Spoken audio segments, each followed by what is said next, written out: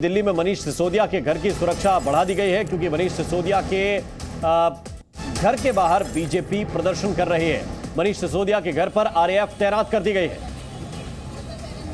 में जा रहा है तो इस तरीके के विरोध प्रदर्शन की जरूरत है। देखिए, इस शराब नीति का विरोध भारतीय जनता पार्टी कोई आज नहीं कर रही है। इस शराब नीति को और इस आंदोलन को हम पिछले 5-6 महीने से उठा करके जगह जगह पूरे दिल्ली में किया और बहुत जगहों पर जो 800 से ज्यादा सरकार ने शराब की दुकानें अलॉट की, उसको सील करने का भी प्रयास किया। और आज उनके गृह सचिव ने जो एलजी को सिफारिश किया 144 करोड़ रुपए के हेर फेर के लिए, तो जिसमें एलजी साहब ने सीबीआई से जांच के लिए जो फाइल आगे बढ़ाया है, तो हम ये मांग कर रहे हैं कि अरविंद केजरीवाल जी, अब आप शर्म कीजिए। एक मंत्री आपका ऑलरेडी जेल में है, दूसरे मंत्री पर सीबीआई की जांच की सिफारिश हो गई है, तो आपको इस दृष्टि से नैतिकता के आधार पर आपको दोनों मंत्रियों का इस्तीफा कराना चाहिए। इसलिए भारतीय जनता पार्टी के कार्यकर्ता, हमारे विधायक, हमारे मोर्चों के सभी अध्यक्ष प्रभारी यहाँ उपस्थित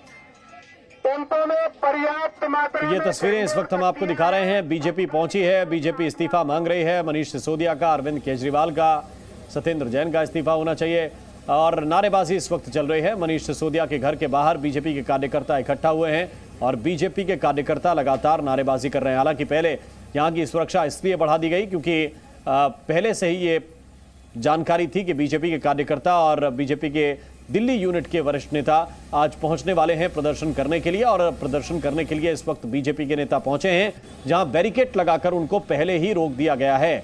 और दिल्ली के उप मुख्यमंत्री मनीष सिसोदिया के आवास के बाहर आरएएफ के जवान तैनात कर दिए गए हैं। रैपिड एक्शन फोर्स की टीम वहां पर तैनात है और किसी भी अप्रिय स्थिति से निपटने के लिए पूरी तरह से पुलिस और फोर्स मुस्तैद है। तो ये तस्वीरें इस वक्त आपको दिखा रहे हैं। रैपिड एक्शन फोर्स के जवान वहां पर पहले से मौजूद हैं, दिल्ली पुलिस के जवान भी तैनात हैं। और दूसरी तरफ जो आपको महिलाएं भी दिख जाएंगी तमाम तौर पर। और प्रदर्शन चूंकि पहले से इसका अनाउंसमेंट हो गया था, ऐसे में कहीं ना कहीं हमारे साथ एक बुजुर्ग हैं। सर, केजरीवाल जी का आरोप है कि बार बार रोकने का प्रयास कर रहा है केंद्र, हम कोई नीति लाते हैं विरोध करते हैं, आप लोग फिर आज विरोध कर रहे हैं। ऐसा ये झूठा है केजरीवाल, ये ड्रामा करता है, कहता मुझे राजनीति नहीं आती है, ऐसे उल्टे उल्टे बयान। लोगों को लोग समझते हैं इससे बढ़िया आदमी कोई है नहीं। इतने बदतमीज है ना कि अकल क्या बोलता है, कह रहा तुम सांवल के औलाद हो, मैं उसका हूँ भगत सिंह का। क्या कितनी गलत बोलता है, ये सीधा आदमी है, ये तो बिल्कुल वो है बिल्कुल। तो देखिए, कहीं ना कहीं जिस तरीके से अरविंद केजरीवाल ने भगत सिंह का बेटा खुद को बताया था, उसके विरोध में लोग खड़े हैं। इस बयान की काफी चर्चा हो रही है। हम और भी लोगों से बात कर लेते। सर, केजरीवाल जी तो कहते हैं कि भगत सिंह के बेटे हैं, सावरकर के लोग माफी मांगे, हम पीछे नहीं हटेंगे। कौन बोलता है ये बात? सीएम अरविंद केजरीवाल। तो सीएम कहाँ है? अरविंद केजरीवाल तो धोखेबाज है, चीटर है। इससे बड़ा चीटर इतिहास में नहीं हुआ, हिंदुस्तान की पॉलिटिक्स में इससे बड़ा चीटर नहीं हुआ। इसने आज तक जो भी कहा है, जितनी भी बातें कही है, एक भी पूरी नहीं करी। कर दो। और जितनी भी पूरी करी है वो सारी घुमा फिरा के पूरी करी है। लोग पब्लिक को धोखा देने के लिए करी है, अपने लिए करी है। तो देखिए, आप विरोध लोग मैम किस चीज का विरोध कर रही हैं? अरविंद केजरीवाल का दावा है कि उनकी हर नीति का विरोध करते हैं। आपने बोर्ड भी ले रखा है, केजरीवाल का जनता से विश्वासघात, मांगी साफ हवा, दे रहा शराब। महिलाओं को तो कई चीजें मुफ्त में उपलब्ध करा रहे हैं। अगर उन्होंने महिलाओं के लिए बहुत सी चीजें मुफ्त में की है, तो उन्होंने एक के साथ एक पेटी फ्री की है दारू की। वो महिलाओं के पति जो पीते दारू पी के घर को पूरा उन्होंने खराब किया हुआ है, उससे क्या फायदा हो रहा है? हर चीज जो फ्री का लालच देता है सिर्फ वोट बैंक बढ़ाने के लिए। उन्होंने फ्री दिया क्या है? कुछ नहीं। अभी बिजली दोबारा से 6% बढ़ा दी है। तो केजरीवाल ने महिलाओं के लिए कुछ नहीं किया। वो तो पिंक ठेके भी खोलना चाहता महिलाओं के लिए। तो जहाँ तक केजरीवाल ने क्या है, मेरे हिसाब से तो वो दिल्ली को डुबो देगा। तो हमें तो देखिए, महिलाएं भी विरोध की रसोई से जुड़ा है, क्या हम इसको मानते हैं? और आदित्य इस वक्त हमारे साथ ज्यादा जानकारी के साथ जुड़े हुए हैं। आदित्य, बीजेपी के कार्यकर्ता पहुंचे हैं, बैरिकेड लगाकर रोका गया उन्हें। उनसे बातचीत कर लेते हैं।